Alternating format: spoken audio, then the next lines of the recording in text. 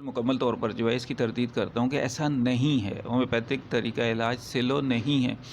अब ये एक ट्रेजेडी है कि पहले वो जीपी के पास जाता है एलोपैथिक साइड में, जीपी उसे जो है रेफ़र करता है कि आप फ़लाँ डॉक्टर के पास जाएँ, फ़लाँ डॉक्टर जो है वो स्पेशलिस्ट होता है, स्पेशलिस्ट कहता है नहीं अब आप प्रोफ़ेसर के पास जाएँ, अब आप सर्जन के पास जाएँ।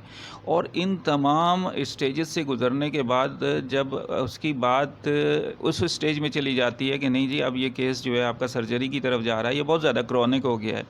तो अब वो चांस देते हैं कि नहीं हम होम्योपैथिक को भी चांस देंगे।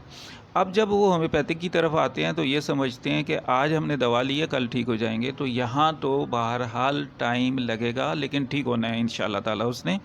लेकिन अगर एक्यूट फ़ेज़ में कोई हमारे पास आता है तो शायद उनको कहीं इंजेक्शन भरने में टाइम लगेगा, लेकिन हमारी मेडिसिन जो है इधर ज़ुबान पे टपकाई जाएगी और इधर रिज़ल्ट्स मिलेंगे। जिसकी मिसाल अभी थोड़ी देर पहले की मैं देता हूँ कि एक बच्ची आई और उसका जो है वो वापस जब जाने लगे तो खड़े-खड़े उसका एचबी गिर गया।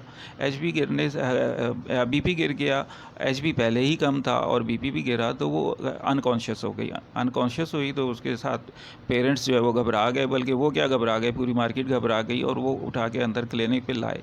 और हमने यहाँ से उन्हें जो है वो सिंपल होम्योपैथिक की मेडिसिन दी और 1-2 प्रेशर पॉइंट साथ लगाए और वो बच्ची फिर खुद से अपने पैरों पर चलकर वापस गई है। तो ऐसा नहीं है कि ये होम्योपैथिक तरीका इलाज स्लो है, होम्योपैथिक तरीका इलाज बहुत फ़ास्ट है।